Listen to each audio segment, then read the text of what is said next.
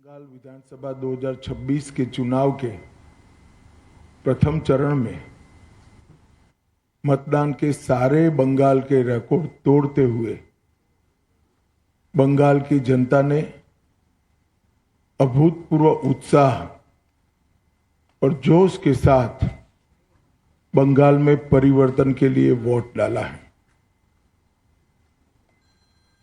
मतदान का जो प्रतिशत सामने आया है वो पूरे देश के लोकतंत्र में भरोसा करने वाले लोगों का उत्साह बढ़ाने वाला है। मैं सबसे पहले तो प्रथम चरण में वोट डालने वाले सभी बंगाल के मतदाताओं का बहुत बहुत अभिनंदन करना चाहता हूं और धन्यवाद भी करना चाहता हूं कि आप भय से भरोसे की ओर की एक यात्रा को बहुत अच्छे तरीके से शुरू किए हैं और दूसरे चरण के मतदाता भी भय से भरोसे की यात्रा को आगे बढ़ाएंगे। मैं चुनाव आयोग, सभी सीएपीएफ, चुनाव आयोग के सहयोग में लगा हुआ पूरा तंत्र और बंगाल पुलिस को भी हृदयपूर्वक बहुत बहुत अभिनंदन देना चाहता हूं, क्योंकि बंगाल के बहुत लंबे अरसे के बाद एक भी मृत्यु नहीं हुई है। इस प्रकार का ये चुनाव हुआ है जो अपने आप में एक अजूबा है। तो मैं चुनाव आयोग और चुनाव आयोग के तत्वाधान में सभी सुरक्षाकर्मी और सभी तंत्र को हृदयपूर्वक अभिनंदन देना चाहता हूं। हमारे पास जो फीडबैक है उसमें बंगाल की जनता ने अपना भविष्य पहले चरण में ही तय कर लिया। कवि गुरु टैगोर, महान सुभाष चंद्र बोस और खुदीराम बोस की ये भूमि ने विकास को चुना है और नरेंद्र मोदी जी के नेतृत्व में भारत के विकास की जो यात्रा चल रही है उसमें बंगाल के प्रथम चरण के मतदाताओं ने स्पष्ट कर दिया है कि बंगाल भी उसमें जुड़ने जा रहा है। 16 जिलों की 52 सीटों पर 92.98% मत ये निश्चित रूप से बताता है कि दीदी जाने वाली है और भाजपा आने वाली है। भय जाने वाला है और भरोसा आने वाला है। हमने कल देर रात तक हमारे सभी विधानसभा के कार्यकर्ताओं के साथ भारतीय जनता पार्टी बंगाल की टीम ने एक असेसमेंट करा है, जो पोलिंग हुई है ऐसा इसका, और मैं स्पष्ट रूप से आपको बताना चाहता हूं 152 सीटों में से 110 से ज्यादा सीटें भारतीय जनता पार्टी जीतने जा रही है। इसका मतलब है कि दूसरे चुनाव चरण को मिलाकर हम प्रचंड बहुमत के साथ बंगाल में शुद्ध रूप से भारतीय जनता पार्टी की सरकार बनाने वाले हैं। मित्रों, मैं थोड़े आंकड़े भी देना चाहता हूं। 16 के चुनाव में 1278 लोग घायल हुए थे, 21 में 1681, 23 के पंचायत में 664 और 24 के आम चुनाव में 761। उसकी तुलना में 30 से कम लोग कल घायल हुए। ये बताता है कि बाय एंड लार्ज चुनाव शांतिपूर्ण तरीके से हुआ है और मृत्यु का आंकड़ा एक भी नहीं है। और ये जो चुनाव बढ़ा है, मतदान बढ़ा है, वो भारतीय जनता पार्टी की सरकार बनाने का, परिवर्तन का मतदान। क्योंकि जिस तरह से प्रधानमंत्री जी और हमारे बाकी नेताओं की रैलियों को प्रतिसाद मिला है, रोड शो को प्रतिसाद मिला है, वो प्रतिसाद कल प्रथम चरण में बैलेट मशीन के अंदर बंद हो गया है। एक बहुत बड़ी आशंका यहां व्यक्त की जाती थी कि जन समर्थन तो है मगर पोलिंग स्टेशन पर पहुंचेगा क्या।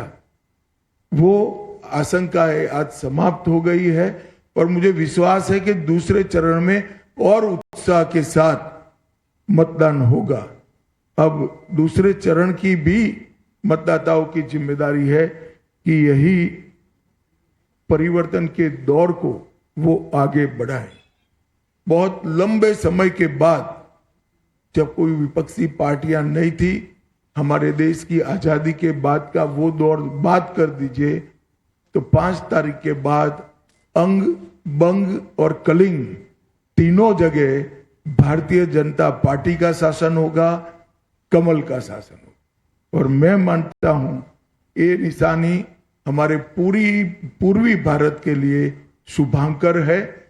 नरेंद्र मोदी जी ने 2014 में कहा था कि भारत की दोनों भुजाओं का, भारत माता की दोनों भुजाओं का सम विकास होना चाहिए।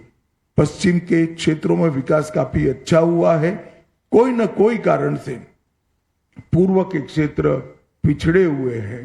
पूरा नॉर्थ ईस्ट, बंगाल, बिहार, उड़ीसा, ये पूरा भारतीय जनता पार्टी का शासन आने के बाद ये जो शुरुआत मोदी जी ने करी है पूर्व के विकास की, पूर्वोदय की, इसकी भी गति तीव्रता के साथ बढ़ेगी। मित्रों, एक बंगाल की मुख्यमंत्री जी अफवाह फैला रही हैं कि बंगाल में अगर भाजपा का शासन आया तो बाहरी लोग शासन करेंगे। मैं दीदी को बताना चाहता हूं, दीदी बंगाल का अगला मुख्यमंत्री बंगाल में ही जन्म लेने वाला, बंगाली मीडियम में पढ़ा लिखा और बंगाली बोलने वाला होगा। इतना ही है कि आपका भतीजा नहीं होगा, वो भारतीय जनता पार्टी का कार्यकर्ता होगा। अगली सरकार बंगाल के ही भारतीय जनता पार्टी के कार्यकर्ता ने बनानी है। भाइयों बहनों, भारतीय जनता पार्टी की सरकार बंगाल में बनने के बहुत बड़े मायने, हमारी सबसे पहली प्रायोरिटी होगी कि बंगाल की महिलाओं को हम सुरक्षा प्रदान करें, उनको भय से मुक्त करें। जिस राज्य की महिला मुख्यमंत्री ये कहती हो कि 7 बजे के बाद महिलाओं को घर से निकलने की जरूरत क्या है, मैं मानता हूं उनको शासन करने का कोई अधिकार नहीं। मैं आज बंगाल की माताओं बहनों को आश्वस्त करना चाहता हूं कि 5 तारीख को भारतीय जनता पार्टी की सरकार बनने के बाद रात को 1 बजे भी छोटी सी बच्ची किशोरी स्कूटी लेकर निकलेगी, कोई गुंडा उसके सामने आंख उठाकर नहीं देख पाएगा। और ये प्रतीकात्मक रूप से हमने आरजी कर की पीड़िता की माताजी को और संदेश खाली की पीड़िता को भी हमने प्रत्याशी बनाया। जो बंगाल के टीएमसी के गुंडों की विक्टिम थी, वो असेंबली में बैठकर ये गुंडों के खिलाफ कठोर प्रशासन के नियम बनाने का काम करेगी। मुझे लगता है बहुत बड़ा परिवर्तन आने वाले दिनों में होने वाला है। और दीदी को महिला आरक्षण का विरोध करने का जवाब भी इस चुनाव में बंगाल की मातृशक्ति देगी, इसका मुझे पूरा विश्वास है। मित्रों, आज मैं बाकी सारे जो क्षेत्र बचे हैं उन लोगों को भी कहना चाहता हूं कि भारतीय जनता पार्टी की सरकार बनने के बाद व्यापारियों से कोई भतीजा टैक्स, भाईपो टैक्स नहीं लिया जाएगा। सिंडिकेट को हम समाप्त कर देंगे। जो प्रशासन का राजनीतिकरण हुआ है और राजनीति का क्रिमिनलाइजेशन हुआ है, वो एक प्रकार से नासूर बना हुआ है, उसको भी हम बंगाल की जनता को ये नासूर से मुक्त कराएंगे। बंगाल के अंदर आधुनिक खेती के लिए कोई संगठित प्रयास विगत 50 साल से नहीं हुआ। मां गंगा की कृपा जो कांप को ढोकर लाती है, और पानी की उपलब्धता है, इसी के आधार पर यहाँ का किसान खेती करता है। आने वाले दिनों में हमने तय किया है कि किसान की खुशहाली के लिए यहाँ के सारे परंपरागत क्रॉप है, इसके बड़े रिसर्च सेंटर हम यहाँ पर बनाएंगे, चाहे आलू हो, चाहे धान हो, चाहे बंगाल की मालदा की मसूर आम हो, पान हो, इस सभी के लिए इसकी खेती को वैज्ञानिक तरीके से हम आगे बढ़ाएंगे। और एक भ्रष्टाचार प्रस्तापित इंस्टीट्यूशनलाइज करने का काम ममता बनर्जी ने किया। 32 से ज्यादा घोटालों के माध्यम से 10,000 करोड़ से ज्यादा रुपयों का भ्रष्टाचार बंगाल में हुआ है। 10,000 करोड़। हमारी सरकार भ्रष्टाचार मुक्त पारदर्शी शासन तो देगी ही देगी, मगर जिन्होंने भ्रष्टाचार किया है इनके खिलाफ एक श्वेत व्हाइट पेपर जारी कर सारे भ्रष्टाचार के आरोपों की सुप्रीम कोर्ट के रिटायर्ड जज से जांच कराकर भ्रष्टाचारियों को कड़ी से कड़ी सजा दिलाने का काम करेंगे, जिससे आने वाले अनेक सालों तक यहां पर कोई भ्रष्टाचार की करने की हिम्मत न कर पाए। मित्रों, हमने अपील की है कि आप परिवर्तन करिए। बंगाल के मतदाताओं को अपील की है। परिवर्तन का मतलब एमएलए बदलना नहीं है। परिवर्तन का मतलब सरकार चलाने वाली पार्टी बदलना नहीं है। परिवर्तन का मतलब मुख्यमंत्री बनाना नहीं। परिवर्तन का मतलब है घुसपैठ मुक्त बंगाल बनाना, घुसपैठ न हो ऐसी सीमाएं बनाना, भ्रष्टाचार से मुक्त प्रशासन देना, तुष्टीकरण की राजनीति से बंगाल को पूर्णतया मुक्त कर देना, रंगदारी और सिंडिकेट राज समाप्त करना, विकास की तेज रफ्तार, उद्योगों के लिए लाल जाजम बिछाकर उनका स्वागत और इसके माध्यम से युवाओं के लिए रोजगारी को आगे बढ़ाना, आधुनिक इंफ्रास्ट्रक्चर और इन्वेस्टमेंट दोनों के लिए short term long term policy बनाना और संसाधन जुटाकर इसको जमीन पर उतारना, कानून का राज प्रस्तापित करना, कैडर के राज से बंगाल की जनता को मुक्त करना और प्रशासन पर राजनीतिक दबाव मुक्त कर देना। मित्रों, हजारों हेक्टर भूमि अनधिकृत एंक्रोचमेंट में है। हम आसाम की तर्ज पर बंगाल में भी अनधिकृत एंक्रोचमेंट पर बहुत बड़ा ड्राइव चलाकर ये जमीन को बंगाल के विकास के लिए हम मुक्त कराने का काम करेंगे। यहां पर धार्मिक उत्सवों पर हमले की जो परंपरा बनी है, हम सुनिश्चित करेंगे कि सभी प्रकार के धार्मिक उत्सव, चाहे रामनवमी हो, चाहे सरस्वती पूजा हो, चाहे दुर्गा विसर्जन हो, कोई इस पर हमला न कर पाए, वो सुनिश्चित करेंगे। अंत में मैं बंगाल की जनता को इतना ही कहना चाहता हूं, देश का एक बहुत बड़ा हिस्सा नरेंद्र मोदी जी के नेतृत्व में विकसित भारत की यात्रा में जुड़ चुका है।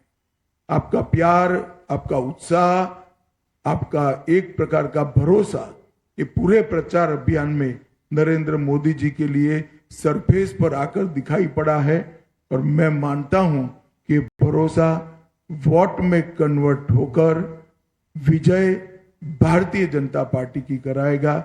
मैं फिर से एक बार दूसरे चरण के सभी मतदाताओं को कहना चाहता हूं, भय मुक्त होकर मतदान करिए, अपनी इच्छा से मतदान करिए और मतदान में रेगिंग न हो, इसकी बहुत अच्छी व्यवस्था चुनाव आयोग ने की है।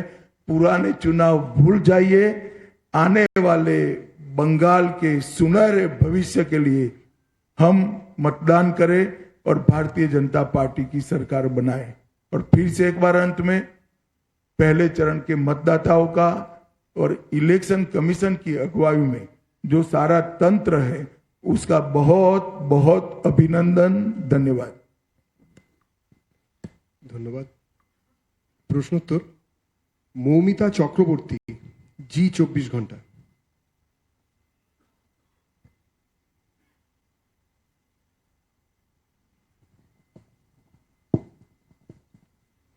सर, सेकंड फेज में ऐसा बहुत सारा केंद्र है जहाँ पे नॉर्थ 24 परगना या फिर साउथ 24 परगना, जहाँ से लड़कियों का पाचार का घटना बहुत ज़्यादा सुनाई देता है और माइनर एजेस लड़कियों।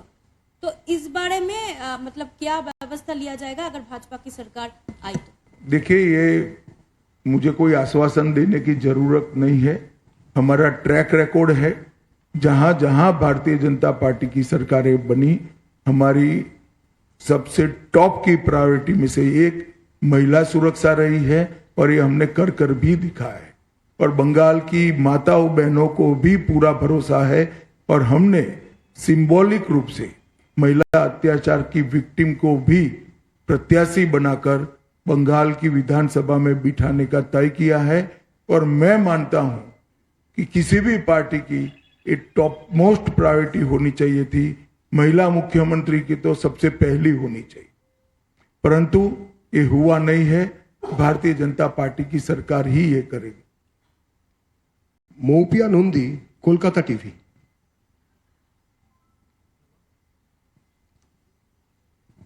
Good morning sir. सर, जो अगला जो नेक्स्ट दूसरा चरण पे जितने सारे सीटों में वोट है वो अभी तक आपके लिए थोड़ा सा टफ? नहीं, हमारे लिए तो पूरा बंगाल ही टफ था। 3 ही सीट थी हमारी। हमने ऐसे कई राज्य हैं जहां सीधी सरकारें बनाई, असम, त्रिपुरा, मणिपुर, ढेर सारे राज्य हैं ऐसे। और ये कोई नई बात नहीं है भारतीय जनता पार्टी। अभी तो हम 77 सीटों की पीठ पर बैठे हैं। यहां से सरकार बनाना बहुत सरल है और सरकारें भारतीय जनता पार्टी नहीं बनाती, सरकारें देश की जनता बनाती है, बंगाल की जनता बनाती है। हमने पूरे प्रचार में उत्साह देखा है। इस बार भाजपा की सरकार बनना सुनिश्चित है। आप भी भाजपा के लिए वोट कर दीजिए, आपका योगदान रजिस्टर्ड हो जाएगा। बैठिए। Rohit Khanna, times of India. Sir, दो सवाल। Do you see, sir, this, and there is a palpable thing that, sir, there is a lot of anti-incumbency vote this time with the high turnout. Do you see, sir, this anti-incumbency vote fragmented? And also, do you see, sir, there will be a lot of seats where the winning margin will be very thin? मुझे तो tsunami दिख रही है भाई, और मुझे लगता है कि बहुत बड़े मार्जिन के साथ सीटें भी बढ़ेगी और सीट जीतने का मार्जिन भी बढ़ेगा। कल मैं मध्यम ग्राम में गया था, रात को जो नजारा देखा है, मध्यम ग्राम में मैं चौथी बार प्रचार करने के लिए गया, पहली बार नहीं गया हूं। मध्यम ग्राम में रोड शो बहुत, मतलब मेरी कल्पना से बहुत बड़ा था।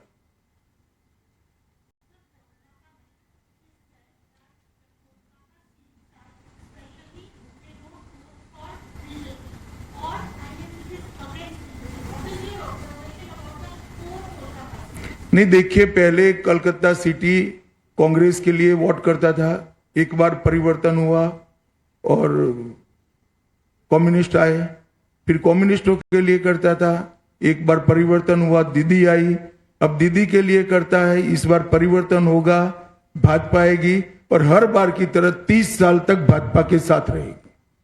আমি যার নাম ডাকছি এবং তার তিনি হাত তুলবেন, মনোজ্ঞা লোহিওয়াল দিদি, এনডিটিভি। মনোজ্ঞা লোহিওয়াল দিদি, एनडीटीवी।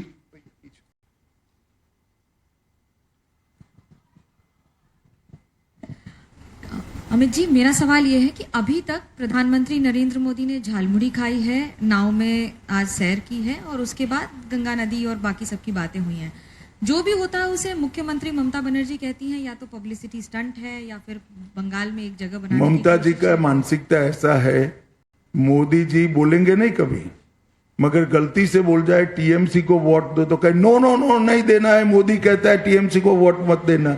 अब ममता जी को कौन समझ सकता है? भला कोई गंगा में नाव से सैर करे और अपने आप को गंगा किनारे रहने के वाले लोगों के साथ जोड़कर गंगा के शुद्धिकरण का वादा याद कराए, इसमें क्या आपत्ति हो सकती है? और झालमुरी खाने में क्या आपत्ति? ममता दीदी भी मैंने सुना है खाती है, अब मोदी जी खा रहे हैं तो विरोध कर रही है। বিপ্রশ্রী आनंदबाजार पत्रिका। भाई ये आगे से हाथ खड़े करते हैं, उनको बुलाओ यार, तुम कमाल आदमी हो। Good morning, sir. You were in the state for last couple of days before the election. On that basis, अरे यार कपल ऑफ डेज नहीं, 14वां दिन है आज। 14th day. भयानक तरीके से रिड्यूस करते हो यार। Trinamool has challenged you on that basis that 4th May on the date of result, you. बैठ जाओ बैठ जाओ, ये अभिषेक जी की भाषा है, मैं ना इसका जवाब दे सकता हूं ना रिस्पॉन्ड कर सकता हूं। मैं इस तरह की ओछी बातों का जवाब नहीं देता भैया, वो बोलते रहते हैं, समाज में कई प्रकार के लोग होते। अंजना ओम काश्यप आज तक। गृह मंत्री जी, मेरा सवाल आपसे ये है कि हाल में कई राज्यों में हमने देखा कि एक प्रो इनकम्बेंसी रही अब हाई वोटर टर्नआउट में। उस कॉन्टेक्स्ट में अगर पश्चिम बंगाल में इस वोटर टर्नआउट को देख रहे हैं जो कि अब तक का सबसे प्रचंड है, तो क्या आधार है कि आप इसको बीजेपी के पक्ष पर मान रहे हैं? जो आपको फीडबैक मिला हो, अगर वो थोड़ा विस्तृत करके आप बता सके। देखिए, यहां एंटी इनकम्बेंसी चरम पर है, गत चुनाव में भी चरम पर थी, मगर गत चुनाव में वोटिंग जितना भयमुक्त होना चाहिए उतना नहीं हुआ था। ढेर सारे बूथ लूटे गए थे, ढेर सारी जगह पे गांवों से मतदाता को निकलने नहीं दिया गया था। वहां तक कि हमारे कुछ कार्यकर्ताओं ने प्रयास किया था कि तृणमूल के झंडे लेकर जुलूस निकाल कर वोट डालने जाए तो शायद देने देंगे, मगर ये भी सफल नहीं हुआ था। इस चुनाव में शुरुआत से मतदाता सूची का शुद्धिकरण हुआ है, ढेर सारे फर्जी मतदाता कट गए हैं, ढेर सारे घुसपैठियों के नाम कटे हैं। प्रशासन ने और पुलिस ने और सीएपीएफ ने सुरक्षा का चौक चौबंद व्यवस्था करा है और चुनाव आयोग ने भी अपनी पैनी नजर भयमुक्त वोटिंग के लिए बनाकर रखी है। और इसके कारण मुझे पूरा भरोसा है कि जो रोष है, ये रोष की अभिव्यक्ति मुक्त मन से चुनाव में हुई है, परिणाम हमारे पक्ष में आए। सब्यसाची जोगसंख।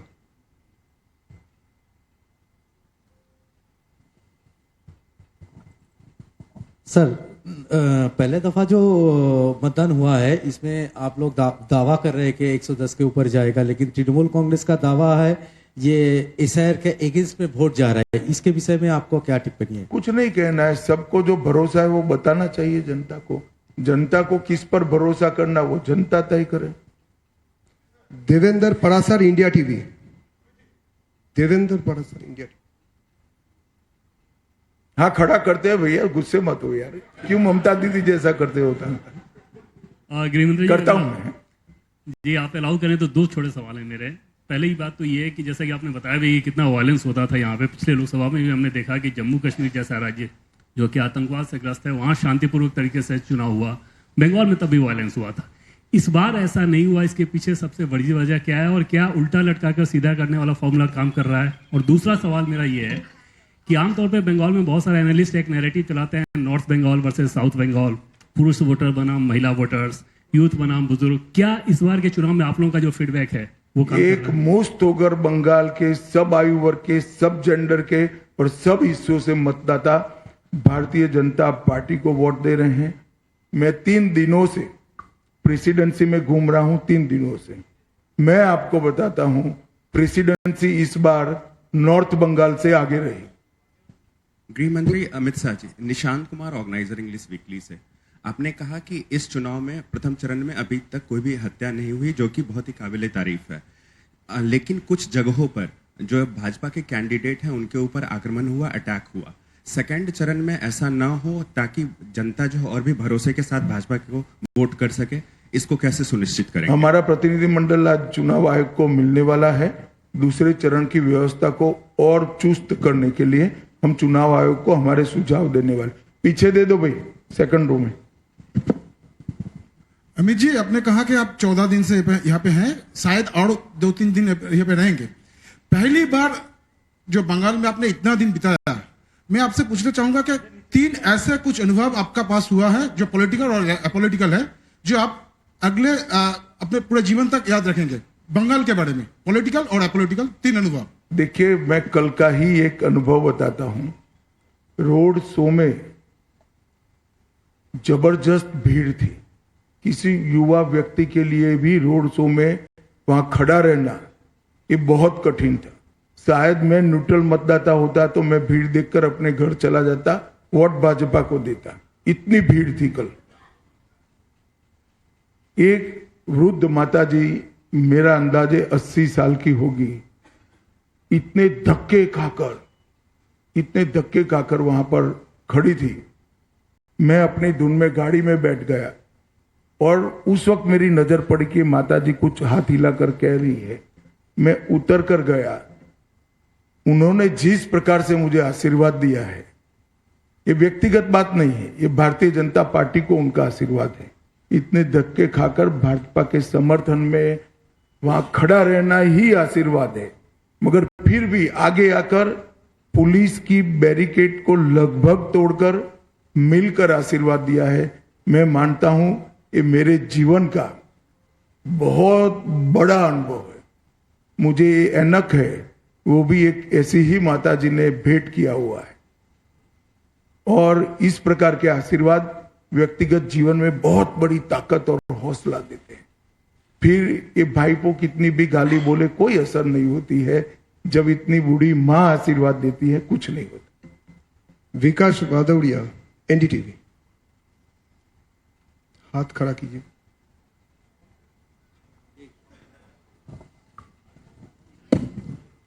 गृहमंत्री जी, मेरा सवाल ये है, आपने कहा कि भाईपो टैक्स यहाँ पर चल रहा है, उस पर कड़ी कार्रवाई करेंगे, लेकिन हमने पिछले कई चुनावों में देखा, अशोक गहलोत की लाल डायरी का मसला आया, कोई कार्रवाई नहीं हुई। भूपेश बघेल के खिलाफ भी घोटालों की बात हुई, कोई कार्रवाई नहीं हुई। अरविंद केजरीवाल तो बरी तक हो गए। तो जो बयानबाजी होती है वो चुनावी जुमला भर रह जाती, बाद में कड़ी कार्रवाई नहीं होती। ऐसा है, आपकी कार्रवाई से आपका रेफरेंस है, कोई कानून को सुने बगैर उठाकर बंद कर। जांच होता है, जांच में सहयोग नहीं करते हैं, देरी होती है। सैन सभी जिन्होंने भ्रष्टाचार किया है इसमें आएंगे ही आएंगे, आप भरोसा करिए। और जब आता है तब तो आप विंडिक्टिव अप्रोच का प्रेस करते हो, स्टेटमेंट देते हो। कोई विंडिक्टिव अप्रोच नहीं है, इसकी बाकायदा जांच होती है। एजेंसी अपना काम स्वतंत्र रूप से करती हैं और एजेंसियों को कोर्ट में उलझाकर समय भी बहुत जाया किया जाता है, इसलिए देरी हो रही है। मगर सबसे बड़ी बात बंद होना है, और बंद होने के बाद आगे न हो इसके लिए एग्जाम्पल सेट करना। शेष प्रश्न अमित कुमार, टाइम्स नाउ। अमित भाई, अब तो पहला चरण का मतदान हो गया, लेकिन चुनाव के दौरान लगातार ममता ये कह रही थी कि जो अधिकारी बीजेपी के लिए काम कर रहा है, मैं एक अधिकारी को पहचान रही हूं, नजर रखी हूं, उन पर कार्रवाई करेंगे। साथ ही साथ ये भी कही थी कि चुनाव बंगाल कब्जा करने के बाद दिल्ली कब्जा करेंगे और दिल्ली से भाजपा को भगाएंगे। बहुत अच्छी बात है। चलिए, कोई कुछ नहीं मानता है अमित तेरे अलावे। यहां कुछ नहीं बचा है, दिल्ली कहां आएंगी। अब मैं क्या जवाब दूं, भले आदमी बोलो। चलो, आपने ये कहा है कि पहले चरण में आपके 110 आएंगे, पिछले बार आपके 57 आए थे। तो अमित भाई, इन 5 सालों में क्या बदला है कि डबल नंबर की आप बात कर? ढेर सारा काम हुआ है। पहले तो मैंने जो कहा कि भय मुक्त मतदान हुआ है, जरा भी इंटरप्शन नहीं हुआ है। और दूसरा, एंटी इनकम्बेंसी भी चरम पर पहुंची है। और ये 5 साल में विशेषकर महिलाओं की सुरक्षा पर जो गंभीर सवाल लगे हैं, इसने सारी माताओं बहनों को एक प्रकार से लामबंद कर दिया है और हम भी सीखे हैं काफी कुछ। तो मुझे भरोसा है कि बहुत अच्छा परिणाम आने वाला है। Neeraj from Zee News. Ishan,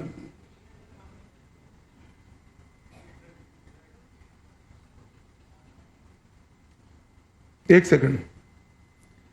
अब जी मेरा सवाल ये है कि बंगाल के जनता को आप पहले चरण का जो मतदान हुआ उसके बारे में कोई आश्वासन देना चाहेंगे, क्योंकि कल से सौमित्र खान जी समेत भाजपा के कुछ नेता ऐसा आशंका प्रकट किए हैं कि कुछ ईवीएम बदलने की कोशिश किया गया है।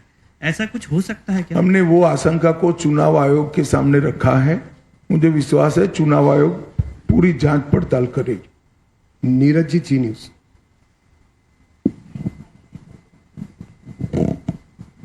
अमित जी, कोलकाता के आसपास के बहुत से ऐसे इलाके हैं जहां पर बहुत सारे घर खाली मिल रहे हैं। कहा यह जा रहा है कि वहां पहले बांग्लादेशी रहते थे, अब वो लोग छोड़कर यहां से चले गए हैं। तो ये चुनाव की आहट से पहले ही बहुत सारे घर खाली हैं, लेकिन अभी बहुत सारे ऐसे घर भी हैं जहां लोग कहते हैं कि अभी घुसपैठ है, लोग रह रहे हैं और बड़े ऑर्गेनाइज वे में घर मकान बसाने का काम किया गया था।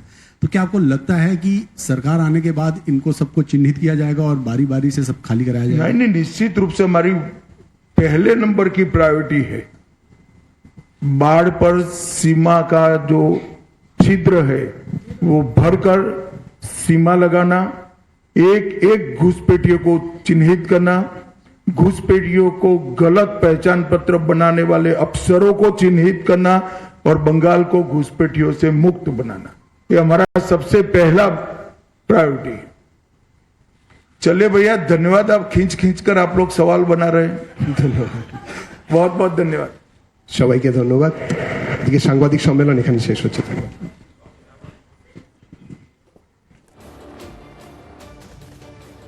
तो देखिए, बड़ी खबर आपको बता रहे हैं, गृह मंत्री अमित शाह की तरफ से प्रेस कॉन्फ्रेंस की गई और इसमें बताया गया कि किस तरीके से बंगाल में अब दीदी को भय होने लगा है, क्योंकि एक भरोसा अब बंगाल को मिल रहा है।